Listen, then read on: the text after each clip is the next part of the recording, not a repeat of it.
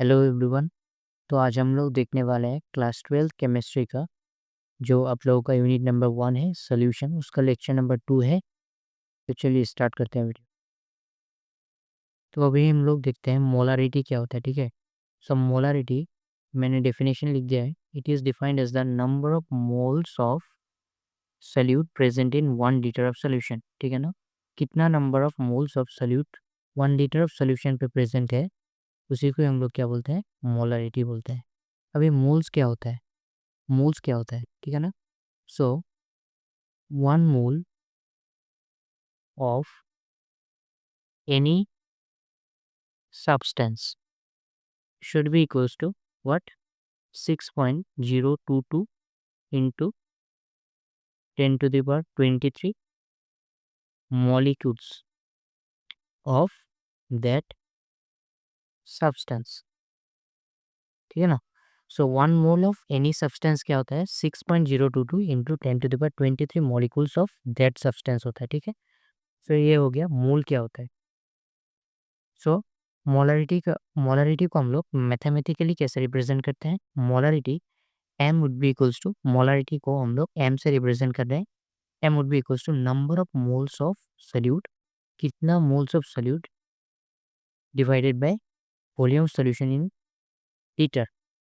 ठीक है ना, इससे मैथमेटिकली हम लोग मोलरिटी को ऐसे रिप्रेजेंट करते हैं, that is number of moles of solute divided by volume of solution in litre. इसी को ही हम लोग फर्दर एक्सटेंड कर सकते हैं। कैसे, देखिए वर्किंग फार्मूला क्या होगा जब आप लोग न्यूमेरिकल सॉल्व करेंगे, तो मोलरिटी को हम लोग कैसे रिप्रेजेंट करेंगे। देखिए मैं दूसरे पेज पे लिखता हूँ। सो वर्किंग फार्मूला क्या होगा हमारे पास। सो मोलरिटी को हम लोगों ने क्या लिख लिया था, number of moles of solute divided by volume of solution in litre. So इसी को ही हम लोग फर्दर एक्सटेंड कर सकते हैं। कैसे, number of moles of solute को क्या लिख सकते हैं हम लोग, given mass, given mass of solute, जिसको हम लोग क्या लिख सकते हैं, W2 divided by molar mass,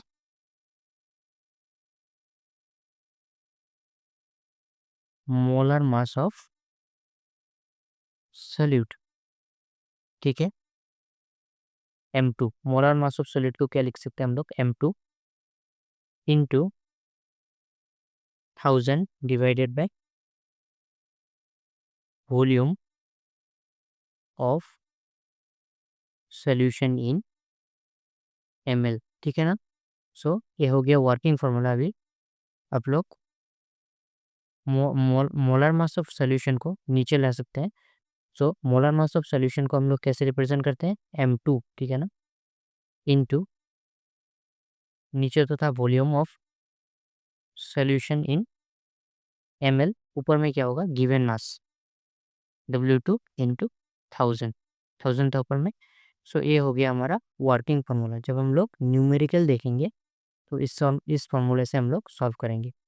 formula क्या है, molarity equals to W2 into 1000 divided by M2 into volume of solution in ml। ठीक है ना, हम लोग स्टार्टिंग कहाँ से किए थे, लीटर से, लेकिन कैलकुलेशन जब करेंगे हम लोग सो ml में लिख देंगे। ठीक है ना, ये 1000 क्यों मल्टीप्लाई हुआ, जब हम लोग लीटर को ml में कन्वर्ट कर रहे हैं तभी 1000 आ रहा है, उसी वजह से हम लोग का 1000 आ रहा है। ठीक है ना, और number of moles of solid को क्या लिख सकते हैं, गिवन मास बाय मोलर मास। ठीक है, बाकी सब सेम ही है, गिवन मास बाय मोलर मास को नीचे लाया और मोलर मास को M2 से रिप्रेजेंट कर रहे हैं और W2 से हम लोग क्या रिप्रेजेंट कर रहे हैं, गिवन मास को। ठीक है, सो ये हो गया working formula of molarity.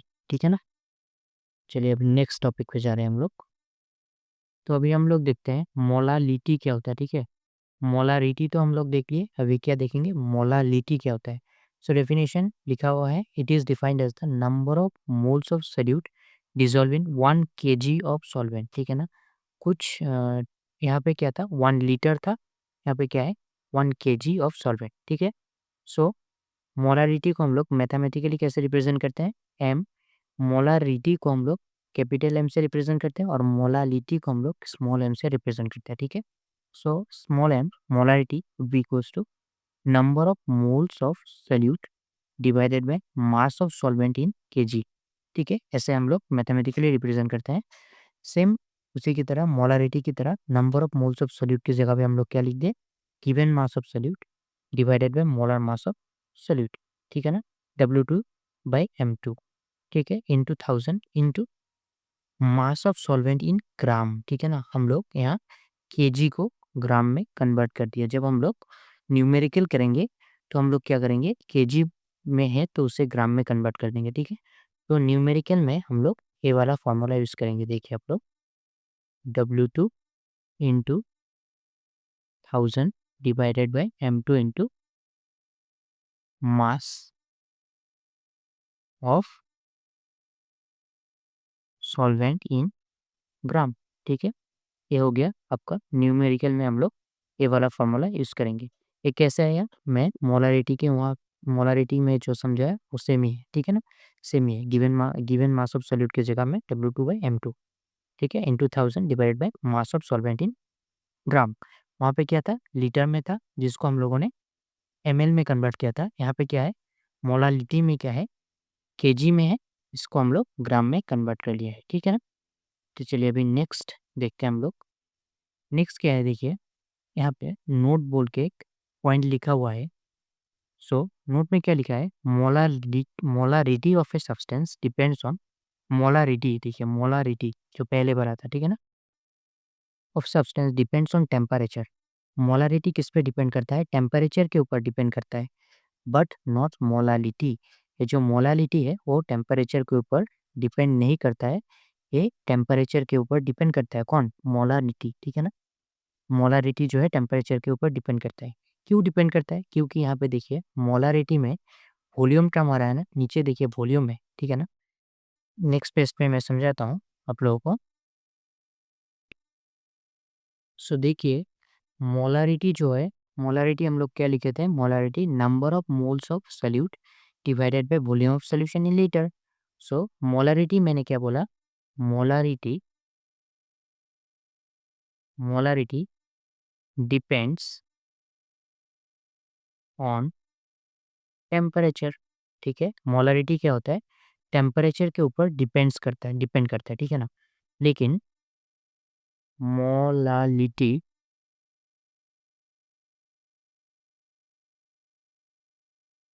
Does not depends on temperature, ठीक है ना। मोलारिटी टेम्परेचर के ऊपर डिपेंड नहीं करता है, मोलारिटी टेम्परेचर के ऊपर डिपेंड करता है। क्यों डिपेंड करता है, देखिए मोलारिटी के डिफिनेशन पे हम लोगों ने लिखा था कि number of moles of solute divided by volume of solution in litre. So volume of solution आ रहा है ना, वॉल्यूम टर्म आ रहा है ना, और वॉल्यूम क्या होता है, टेम्परेचर के साथ वेरी करता है, ठीक है ना। टेम्परेचर अगर इंक्रीज करते हैं हम लोग तो वॉल्यूम भी इंक्रीज होता है। सो यहाँ पे एक बीकर है, यहाँ पे आपका सोल्यूशन है, ठीक है ना। सो आप लोग अगर टेम्परेचर इंक्रीज करते हो, टेम्परेचर देते हो तो क्या होता है, सोल्यूशन एक्सपेंड करता है ना। सो क्या करेगा, सोल्यूशन अपना वॉल्यूम को इंक्रीज कर देगा, ठीक है ना। सो टेम्परेचर इंक्रीज करने से हमारा वॉल्यूम इंक्रीज होता है। सो वॉल्यूम दैट मीन्स हम लोग क्या बोल सकते हैं कि टेम्परेचर इंक्रीज करने से वॉल्यूम इंक्रीज करता है, देन मोलारिटी क्या करेगा, डिक्रीज करेगा, क्योंकि वॉल्यूम नीचे आ रहा है। देखिए molarity is inversely proportional to volume. Volume अगर इंक्रीज हुआ, नीचे वाला टर्म अगर इंक्रीज हो रहा है तो ओवरऑल क्या हो रहा है, डिक्रीज हो रहा है, ठीक है ना। ओवरऑल डिक्रीज हो रहा है, दैट मीन्स मोलारिटी क्या हो रहा है, डिक्रीज हो रहा है। वॉल्यूम इंक्रीज होने से मोलारिटी डिक्रीज हो रहा है, ठीक है। दैट मीन्स और वॉल्यूम किसके साथ वेरी कर रहा है, टेम्परेचर के साथ। दैट मीन्स हम लोग ओवरऑल लिख सकते हैं कि टेम्परेचर इंक्रीज करने से वॉल्यूम इंक्रीज हो रहा है, देन मोलारिटी हमारा डिक्रीज कर रहा है, ठीक है ना। सो ये मैंने वहाँ पे नोट पे लिख दिया है, वो आप लोग एग्जाम पॉइंट ऑफ व्यू से आपका इम्पोर्टेंट है। लेकिन मोलालिटी जो है वो टेम्परेचर के ऊपर डिपेंड नहीं करता है। क्यों डिपेंड नहीं करता है, क्योंकि वहाँ पे कोई वॉल्यूम टर्म नहीं है, वहाँ पे हम लोग मास ले रहे हैं, ठीक है ना। कि मोलारिटी में हम लोग वॉल्यूम टर्म ले रहे हैं, इसलिए टेम्परेचर के साथ वेरी कर रहा है। कैसे वेरी कर रहा है यहाँ पे देख लीजिए आप लोग, ठीक है ना। टेम्परेचर इंक्रीज करने से वॉल्यूम इंक्रीज हो रहा है, वॉल्यूम इंक्रीज होने से हमारा ओवरऑल ए वैल्यू क्या होगा, डिक्रीज होगा। ओवरऑल ए वैल्यू डिक्रीज होगा तो क्या होगा, मोलारिटी हमारा डिक्रीज होगा, ठीक है। तो चलिए अभी हम लोग नेक्स्ट आप लोगों के लिए एक न्यूमेरिकल करते हैं, ठीक है ना। एनसीईआरटी का ही न्यूमेरिकल करते हैं। तो अभी हम लोग एक न्यूमेरिकल प्रॉब्लम सॉल्व करते हैं। ये न्यूमेरिकल प्रॉब्लम देखिए, calculate the molarity mole fraction and molarity of Ki if the density of 20% W by W equals Ki as 1.202 ग्राम पर ml, ठीक है ना।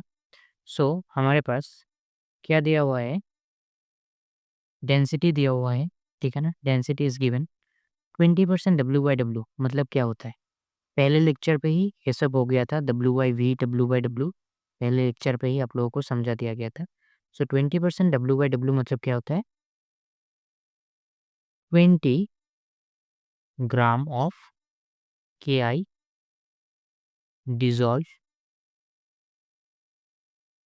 dissolve in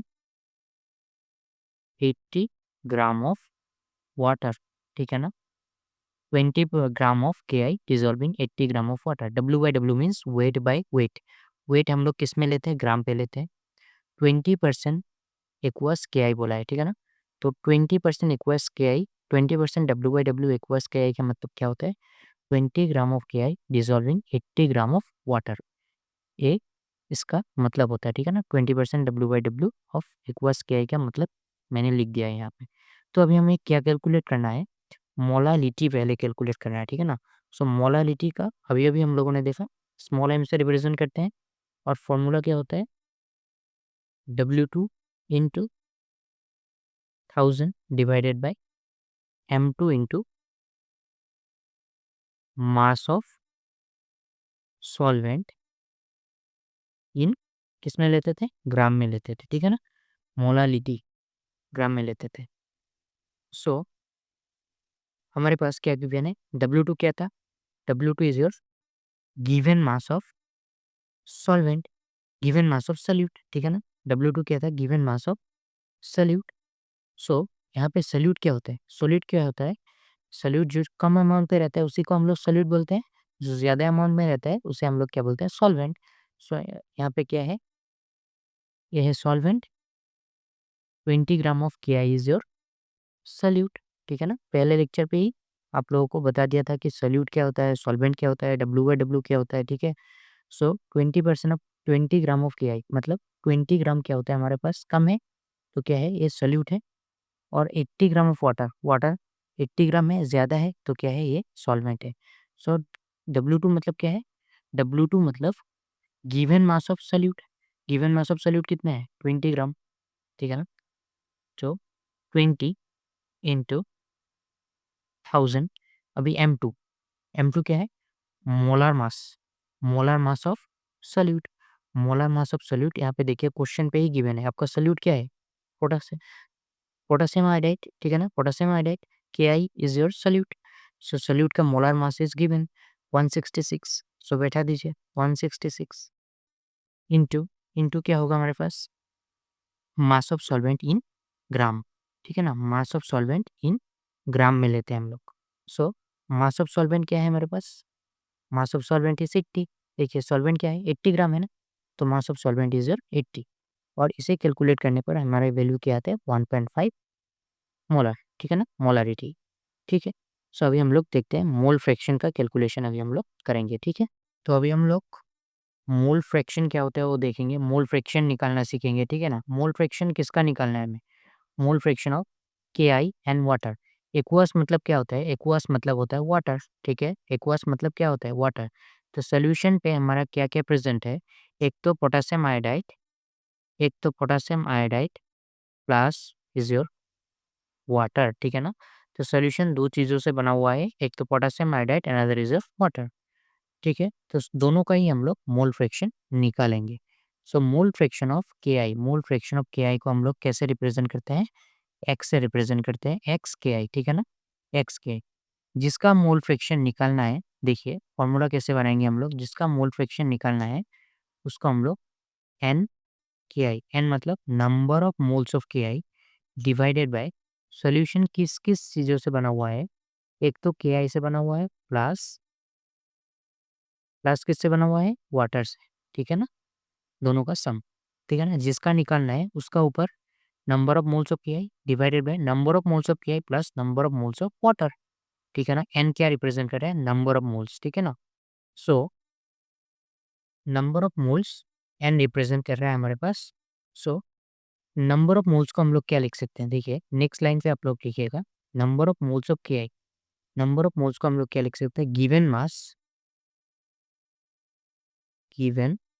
mass by molar मास, ठीक है ना, मोलर मास किसका given mass of K I bye molar mass of K I, ठीक है ना, given mass of K I bye molar mass of K आई।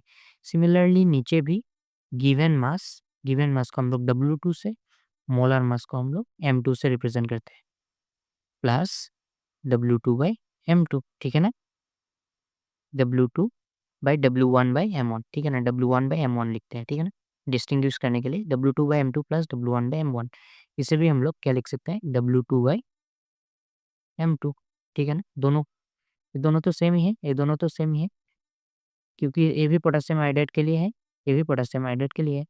तो गिवन मास को हम लोग W2 से लिख सकते हैं, मोलर मास को हम लोग M2 से लिख रहे हैं, किसके लिए, KI के लिए, और वाटर के लिए हम लोग गिवन मास को W1 एंड मोलर मास को M1 से लिख रहे हैं, ठीक है ना। सो गिव एन KI के मतलब क्या होता है, गिवन मास बाय मोलर मास, ठीक है ना। सो हम लोग क्या लिख सकते हैं, गिवन मास ऑफ KI कितना गिवन है हमें, 20 ग्राम, 20 ग्राम, 20 gram of KI, molar mass of KI क्या है, 166, ठीक है ना, 166, देखिए molar mass of KI, given mass of KI divided by molar mass of KI। Similarly given mass of KI bye molar mass of KI plus, देखिए water का number of moles चाहिए, तो water given mass of water bye molar mass of water, ठीक है ना। So water का कितना given mass है, 80 gram divided by molar mass of water क्या होता है, 18 होता है हमारा, ठीक है ना, 18 होता है। हम लोग कैलकुलेट करना सीखेंगे, नेक्स्ट वीडियो पे देखेंगे कैलकुलेट करना। सो क्या हुआ हमारे पास, हमें ए मिल गया, ठीक है ना, 20 divided by 166, 20 divided by 166 plus 80 divided by 18, given mass of water 80 क्या है, गिवन मास ऑफ वाटर 18 क्या है, मोलर मास ऑफ वाटर, ठीक है ना।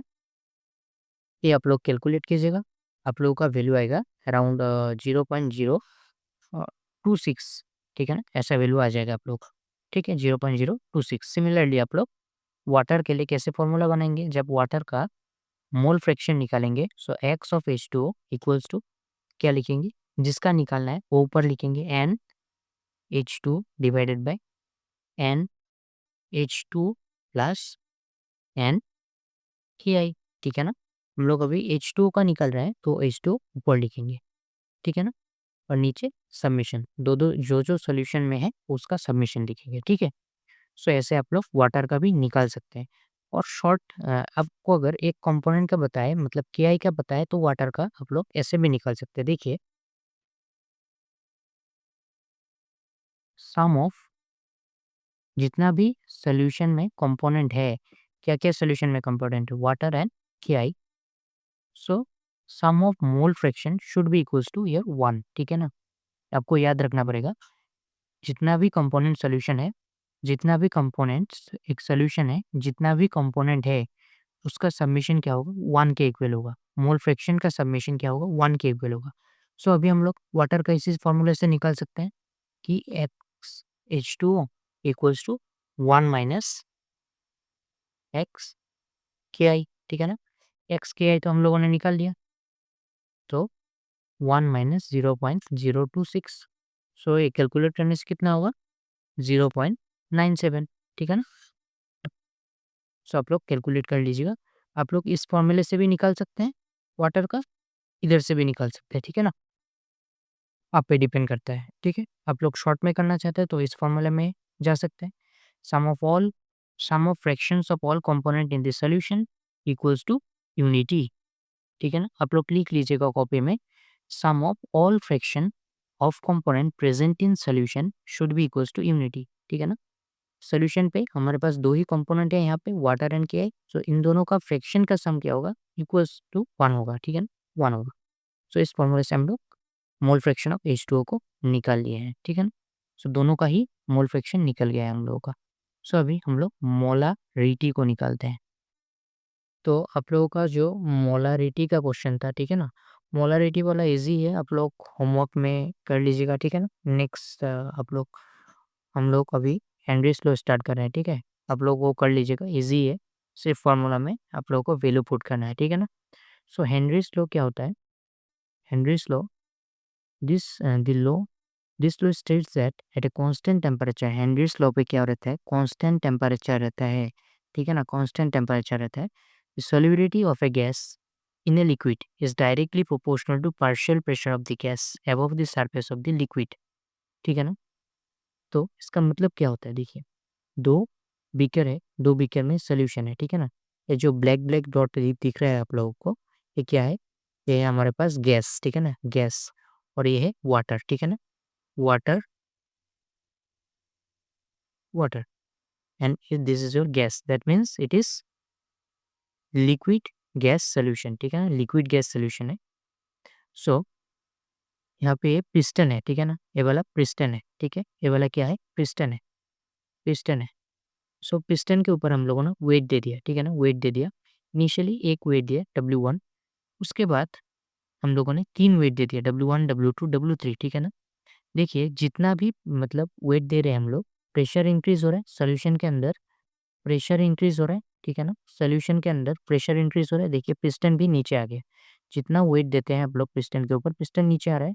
दैट मीन्स सॉल्यूशन के अंदर अंदर क्या हो रहा है, प्रेशर इंक्रीज हो रहा है। ठीक है ना, प्रेशर इंक्रीज हो रहा है, दैट मीन्स गैस क्या हो रहा है, सॉल्यूबल ज़्यादा हो रहा है। ठीक है ना, जितना ज़्यादा प्रेशर होगा उतना ही गैस सॉल्यूबल होगा।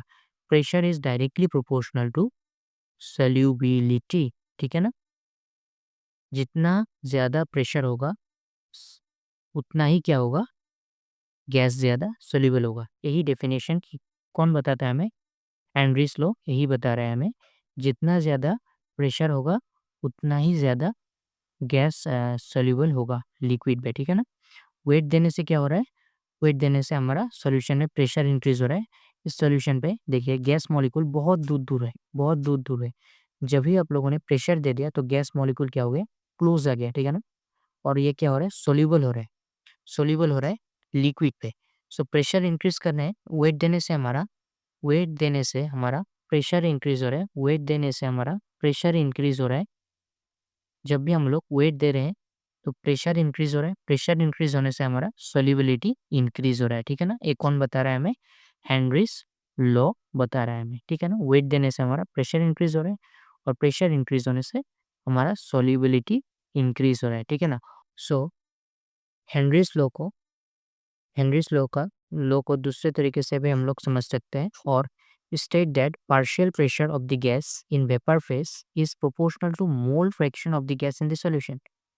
जितना ज़्यादा अमाउंट पे, ठीक है ना, जितना ज़्यादा अमाउंट पे गैस रहेगा, जितना ज़्यादा अमाउंट पे गैस सॉल्यूशन पे रहेगा, सॉल्यूशन पे डिसॉल्व होगा, उतना ही वो टेंडेंसी रखेगा कि वेपर फेज पे चला जाएगा। ठीक है ना, गैस जितना ज़्यादा अमाउंट पे सॉल्यूशन पे रहेगा, जितना ज़्यादा अमाउंट पे सॉल्यूशन पे डिसॉल्व होगा, उतना ही ज़्यादा टेंडेंसी होगा उसको उसका वेपर फेज में जाने का। ठीक है ना, यही बता रहे हैं नेक्स्ट जो डेफिनेशन है, it state that partial pressure of the gas in vapour phase, मतलब वेपर फेज में जाने का tendency is directly proportional to mole fraction of the gas in the solution. जितना ज़्यादा अमाउंट में गैस सॉल्यूशन पे रहेगा, मतलब जितना ज़्यादा अमाउंट पे डिसॉल्व होगा गैस सॉल्यूशन पे, उतना ही ज़्यादा टेंडेंसी होगा गैस का कि वो वेपर फेज पे चला जाए। ठीक है ना, और ये कौन बताता है, हेनरीज लॉ बताता है हमें। ठीक है, सो ये हो गया हमारा हेनरीज लॉ, जिसका एप्लीकेशन हम लोग नेक्स्ट लेक्चर पे देखेंगे। ठीक है ना, और नेक्स्ट लेक्चर पे और एक आपका थ्योरी होगा, उसके बाद न्यूमेरिकल प्रॉब्लम होगा कुछ, साथ साथ में न्यूमेरिकल प्रॉब्लम भी सॉल्व कराता जाऊंगा टॉपिक रिलेटेड। ठीक है ना, तो चलिए यहाँ पे ख़त्म करते हैं आज का वीडियो, तो नेक्स्ट वीडियो पे मिलते हैं, तब तक के लिए बाय, और चैनल को सब्सक्राइब कर लीजिएगा। वीडियो अच्छा लगा तो लाइक कीजिएगा। ठीक है ना। चलिए मिलते हैं नेक्स्ट लेक्चर में।